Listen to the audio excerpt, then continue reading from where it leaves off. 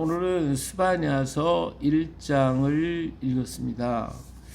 예, 스바냐서는 선지자 스바냐의 이름대로 이렇게 한 것이죠. 예, 스바냐가 쓴 것이고, 자, 스바냐라고 하는 뜻은 여호와께서 예배해 두셨다, 또 숨겨준 자다 하는 그런 말씀이에요. 이 스바냐는 요시야 왕 때에 요시야 왕 히스기야의 그 손자가 되나요? 예, 히스기야의 이제 4대손, 히스기야의 4대손이고, 요시야 왕 통치 기간에 바로 예언한. 그러니까 요시야 왕은 히스기야의 그 므낫세의 다음 이제 요시야 왕인데, 그 다음에 이 스바냐는 히스기야 왕의 4대손이에요. 그리고 왕족에 속한 사람이고, 그 왕족이기 때문에 다시 말하면 그 당시에 귀족 계급에 속한 사람들, 이런 사람들에 대해서 잘 알고 있는 사람입니다. 그래서 요시야 왕은 상당히 하나님 앞에 굉장히 충성했던 왕인데, 이 스바냐의 외치는 소리를 듣고 요시야 왕이 굉장히 많이 깨달아요. 그래갖고 종교 개혁을 일으키는 큰 역할을 했고, 이 요시야 왕의 때의 종교 개혁을 통하여 어린아이들을 모아놓고 하나님 말씀을 가리키고 이렇게 했더니, 그들이 잡혀가가지고 끌려서 바빌론에 끌려간 사람들이 이제 다니엘이라든지 이런 사람들이에요. 그러니까 어렸을 때부터 어린아이들에게 성경을 가르치고 말씀을 가르치고 율례를 가르쳤던 그들이 자라서 이제 바빌론 땅에 들어가는 이러한 역할을 했던 사람, 꺼져가는 이 유대인 나라를 갖다가 정말 그 심지를 이렇게 붙여서 끝까지 몰고 가게 만든 사람이 요시야 왕 때 왕이었거든요. 그래서 종교개혁을 많이 했는데, 근데 밑에서 올라온 애굽의 군사에 의해서 정말 그 애굽 바로 왕과의 전투에서 이 요시야 왕이 전쟁터에서 죽게 되죠. 젊은 나이에 일찍 죽게 되었기 때문에 정말 아쉬움이 굉장히 많은. 이 사람이 좀 더 오래 살았으면 유대 나라가 많이 변화되었을 텐데, 그 전쟁터에서 죽음으로 말미암아 그 모든 소망이 끊어져 버리고 말았죠. 자, 이런 안타까움을 우리는 볼 수가 있고요. 요시야 왕은 주전 622년에 종교 개혁을 실시를 했습니다. 자, 스바냐는 이제 사명에 대해서, 사명받은 말씀에 대해서 1절에 나와 있죠. 아몬의 아들 유다왕 요시야의 시대에 스바냐에게 임한 여호와의 말씀이라.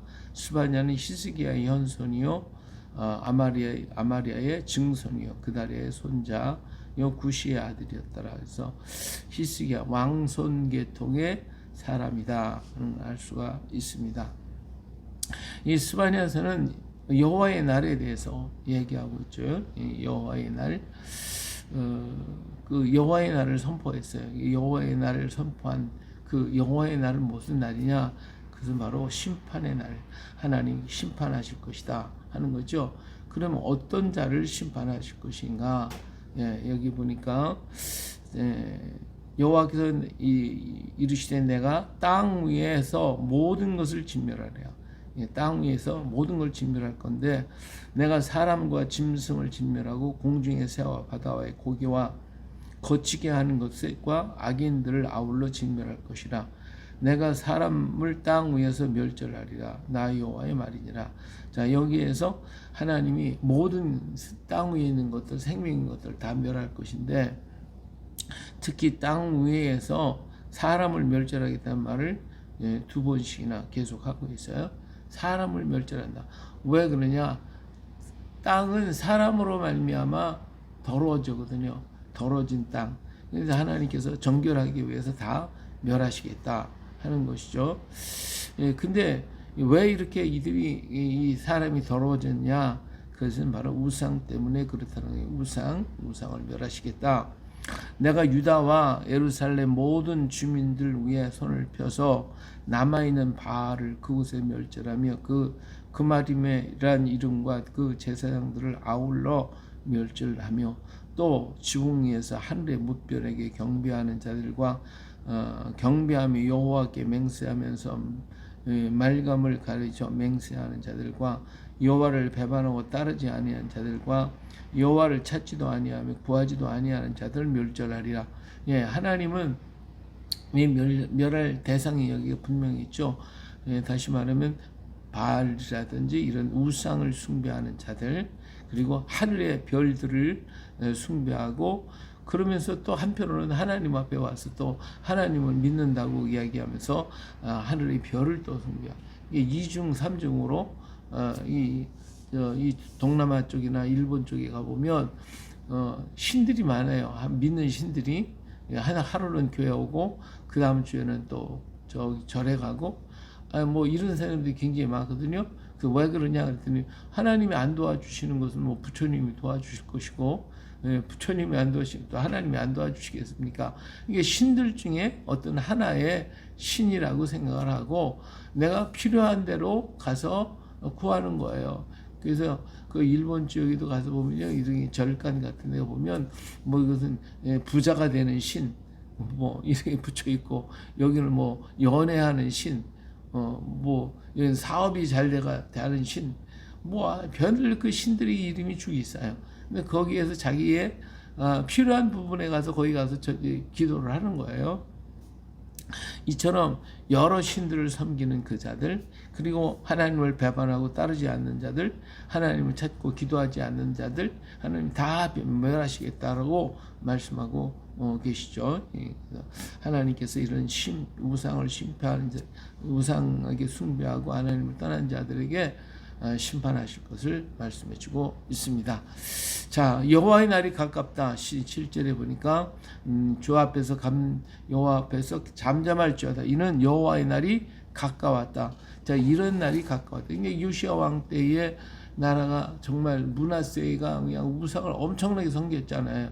그래서 므낫세로 말미암아 유대가 망하게 되는데, 이 므낫세가 50년 통치하는 동안에 그 민족들이 전부 다 우상에 쪄들어버렸어요. 그렇기 때문에 지금 스바냐가 이렇게 우상에 쪄들어버린 백성들 앞에 그냥 과감하게 얘기하는 거예요. 너희들 지금 우상 숭배하고 있잖아. 그런 생활을 해왔잖아. 근데 하나님이 그들 다 멸하신다고 그랬거든. 하나님의 날이 올 것인데 다 멸한다고 그랬어. 빨리 떠나. 이것이 이제 이 스바냐에 외치는 것인데, 그 날이 가까웠다. 주인, 그 날이 가까웠다. 한 증표를 보여준 것이 애국과의 요시아의 전쟁이에요. 그러니까 이 전쟁이 일어나는 것을 볼 때 사람들이 좀 경각심을 가지고 돌아와야 되는데 그렇지 못하거든요. 그래서 여기서 이제 스바냐는 여호와의 날이 가까우니까 정신 바짝 차려, 빨리 돌아와. 했더니 요시아 왕은 이걸 깨닫고 정말 빨리 가서 막 종교개혁하고 성경을 가리키고 하는 말씀을 막 가리키고, 어린아이들 모아놓고, 왜 어른들은 말을 안 들어요. 이미 아주 우상에 쪄들어 버려가지고 뭐 그들은 하나님 말씀 들을 생각을 안 하고 기도할 생각도 안 해요. 그러니까 어린아이들 모아놓고 이렇게 가리키게 됐다 라고 하는 것을 볼 수가 있죠. 여호와의 날이 가까워서 여호와께서 희생을 준비하고 그가 청할 자들을 구별하셨습니다. 하나님께서 여호와의 날이 가까워 구별하신다. 양과 염소를 다 구별해. 여호와의 희생의 날에 내가 방백들과 왕자들과 이방인의 옷을 입은 자들을 벌할 것이며, 이때 제일 먼저 하나님의 심판은 어디서부터 와요? 하나님의 성전에서부터 시작이 된다고 그랬고, 고관들, 지도자들부터, 방백들, 그다음 왕자들, 예? 그리고 이방인의 옷을 입은 자들, 이방인의 옷을 입었다는 건 뭐예요? 우상 숭배하는 자들을 얘기한 거거든요. 우리 예수님께서 그랬잖아요. 잔치자리에 들어왔는데 보니까 잔치자리에 뭘 입었어요? 그 잔치에 마땅한 예복을 입지 않고 들어온 한 사람을 봤잖아요. 이게 자기 옷을 입고 들어오면 안 돼. 우리는 예수님이 입혀주는 세마포 옷을 입어야 되는데 자기 옷을 입고 들어왔으니까 내쫓김을 당했거든요. 여기 마찬가지 이방인의 옷을 입고 있는 그들, 자기들이 유대인인데 하나님을 섬길 때 하나님의 옷을 입어 하나님이 원하는 세마포 옷을 입어야 되는데 그거 가지고 이방인들이 이것은 우상 숭배하는 자들이 입는 옷이단 말이에요. 이런 것들을 입은 사람들, 그들의 문턱을 뛰어넘어서 포악과 거짓을 자기 주인의 집에 채운 자들을 내가 벌할 것이다. 포악하는 자들, 나 여호와가 말하는 그날의 어문에서 부르짖는 소리가 이 구역에서 울음소리, 작은 산들에서 무너지는 소리가 일어나리라. 뭐 여기 저기에서 그냥 우상을 숭배해서 수없이 많은 사람들이 하나님의 징계를 받게 될 것임을 말하고 있어요. 막데스 주민들아 너희는 슬피 울라. 가나안 백성이 다 패망하고 은을 거래하는 자들이 끊어졌습니다. 그때 내가 예루살렘에서 찌꺼기같이 가라앉아서 마음속에 스스로 이를 여호와께서는 복도 내리지 아니하며 화도 내리지 아니하시리라 하는 자를 등불로 두루 찾아 벌하리니 그들의 재물이 노략되며 그들의 집이 황폐할 것이라. 그들이 집을 건축하나 거기에 살지 못하며 포도원을 갖거나 그 포도주를 마시지 못하리라.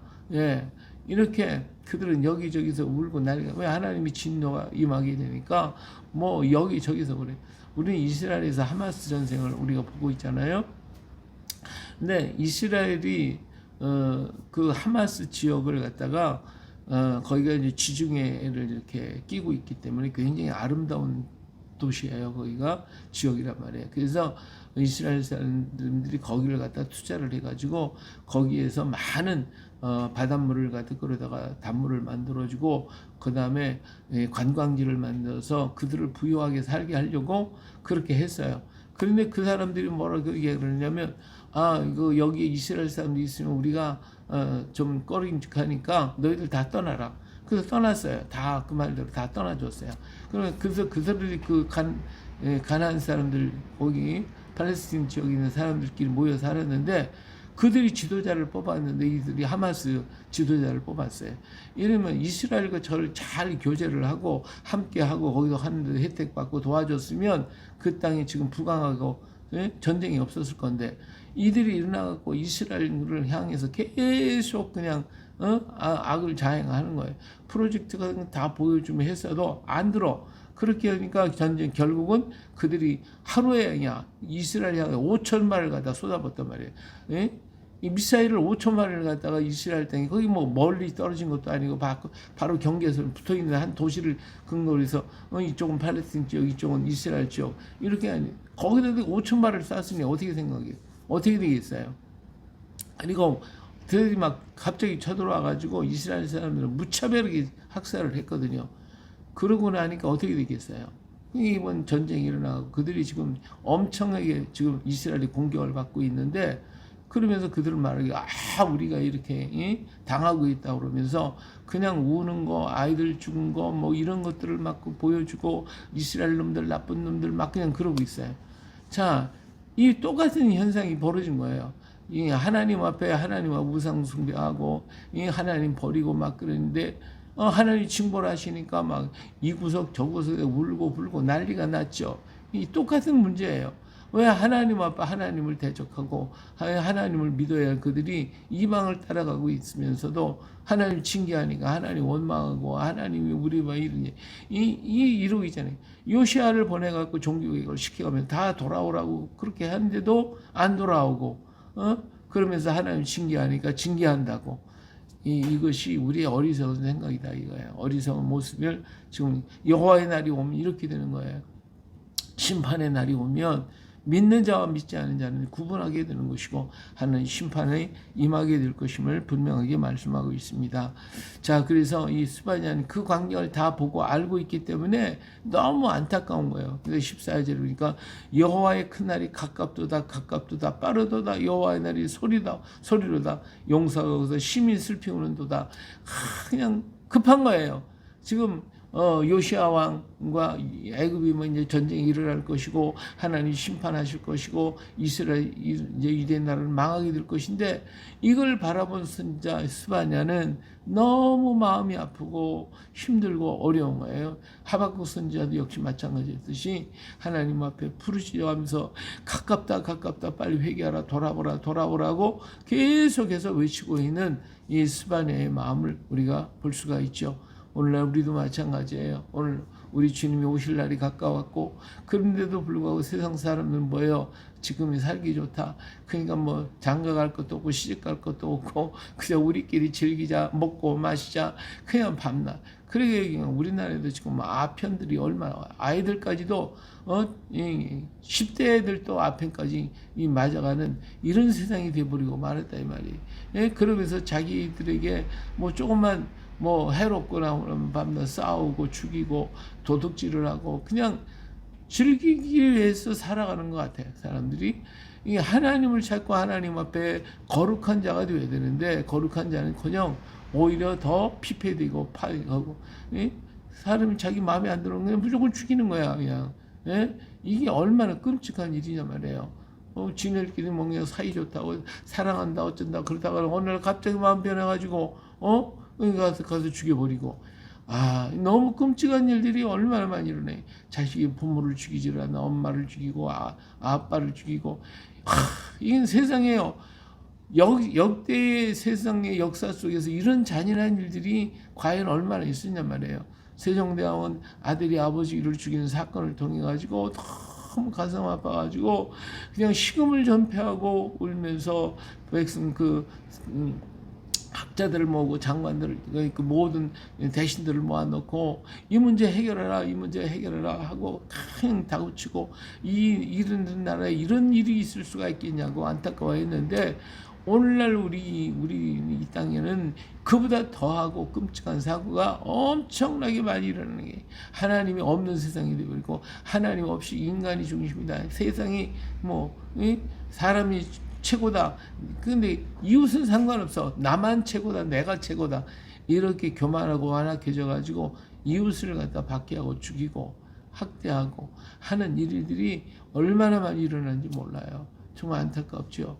스바냐는 이런 모든 광경 앞으로 닥쳐올 하나님의 심판의 날 여호와의 날 그날이 올 때에 이들이 다 죽음을 당하고 고난을 당하고 고통을 당하면서 뭐예요? 하나님 원망하지 부르짖고 원망하고 울고 불고 날지. 요한계시록에도 보니까 그랬잖아요. 하나님의 많은 징계가 올 때에 사람들이 그때 회개하고 자복하는 게 아니라 뭐예요? 바위야 산아 나 떨어져라. 하나님의 진노의 어린 양의 얼굴을 볼 수가 없다. 그러면서 막 하나님 저주하고 원망하고 불평하고 사랑의 하나님이라 사랑은 어디 있냐 개떡같이 하나도 없다고 막 소리 지르고 외치고 그런다고 그러잖아요. 회개해야지. 내가 거룩하니 너희도 거룩하라 하신 말씀 그대로 우리가 거룩한 삶을 이루어야지. 근데 여기 지금 이 므낫세 통치 50년 기간 동안에요 그렇게 쪄들어버린 그들이 안 듣는 거예요. 그들 므낫세가 죽고 아몬이 왕이 있고 그들을 일어났지만 아무도 그 자리를 돌이키질 않고 그렇게 우상을 숭배하니까 하나님께서 참다 못해서 지금 이렇게 스바냐를 보내서 일깨우게 되고 있잖아요. 이런 여러 가지를 우리는 다시 한번 깊이 생각해 봐야 할 것입니다. 그래서 여호와의 날이 큰 날이 가깝도다 빠르도다 이렇게 안타까워하고 있는 그런 스바냐의 모습을 볼 수가 있습니다. 그날은 분노의 날이요 환난과 고통의 날이요 황폐와 패망의 날이요 캄캄하고 어두운 날이요 구름과 흑암의 날이요 나팔을 불어 경고하며 경고한 성읍들을 치며 높은 망대를 치는 날이로다. 내가 사람들에게 고난을 내려 맹인같이 행하게 하리니 이는 그들이 나 여호와께 범죄하였습니다. 또 그들의 피는 쏟아져서 티끌같이 되며 그들의 살은 분토같이 될지어다. 그들의 은과 금이 여호와의 분노의 날에 능히 그들을 건지지 못할 것이며 그 이 온 땅이 여호와의 질투의 불에 삼켜지리니 이는 여호와가 이 땅 모든 주민을 멸절하되 놀랍게 멸절할 것이미로다. 예, 여호와의 날이 오면 하나님께서 모든 지도자들을 멸하실 것이고 믿지 않는 자들을 멸하실 것이고, 그리고 하나님께서 그 큰 날이 환난과 고통의 날, 어두운 날이라고 말씀하고 있습니다. 환난과 고통의 날, 어두운 날, 캄캄한 날이다. 이렇게 주님 안타까워하고 있는 선지자의 안타까운 모습을 우리는 볼 수가 있습니다. 예, 이외에 이런 일이 있냐? 하나님의 질투로 인하여 나타난다고 그랬어요. 그들이 은과 금이 여호와의 분노의 날에 능히 그들을 건지지 못할 것이며, 예, 그들이 가지고 있는 착취하고 남의 것을 뺏고 폭력을 행했던, 그래서 은과 금을 많이 쌓아놓고 아무리 많은 것을 자기들이 가졌다 할지라도 그 은과 금이 여호와의 진노의 손에서 건져낼 수가 없어요. 세상의 모든 것을 다 취했다고 해서 그것이 그들을 구원할 수 있냐? 할 수가 없다는 거예요. 하나님 여호와의 질투의 불에 삼켜지리니, 하나님의 질투하시는 하나님. 오늘도 우리를 하나님 너무나 사랑하기 때문에 우리가 하나님을 사랑하지 못하면 하나님이 우리를 향하여 질투하시는 거예요. 그 질투의 불에서 살아남을 자가 없어요. 하나님의 질투가 얼마나 강하신지, 하나님의 질투가 나타나는 게 날에 이 땅의 모든 주민을 멸절하되 놀랍게 멸절할 것이다. 정말 전무후무하게 이러한 역사가 일어날 것임을 말씀하고 있습니다. 오늘 우리가 하나님을 질투하시게 만들면 안 돼요. 질투하기만, 하나님을 기쁘시게 하고 하나님을 즐겁게 만들어 드려야지. 하나님을 질투나게 만들어 버리면 결국은 그 화를 어떻게 감당하겠냐 이거예요. 예? 하나님 우리를 사랑하기 때문에 우리가 다른 것을 사랑하는 것을 절대로 용납하지 않습니다. 하나님 얼만큼 나를 사랑했느냐? 십자가에서 당신 생명을 다 줘서 모든 걸 다 쏟고 부으시기까지 사랑하셨어요. 그렇게 전적으로 사랑하셨는데 그 사랑을 내가 배반하고 떠나고 다른 것 사랑하고 세상을 사랑하고 엉뚱한 이렇게 하면 하나님이 어때요? 우리는 그러면 하나님의 진노의 불에서, 질투의 불에서 견딜 수가 없어요. 오직 주님이 사랑한 것처럼 우리도 주님을 사랑하는 자가 되어야 합니다. 오늘 하루 동안 또 하나님께서 우리를 이끌어 가실 것인데, 그 인도하시는 하나님을 기쁘시게 하고 하나님의 마음에 질투를 일으키지 않도록 하나님 우리 그 사랑을 우리가 다 받아들이고 그 사랑을 안에서 우리가 멋진 승리를 이루어가는 복된 날 되시기를 주의 이름으로 축복합니다. 할렐루야.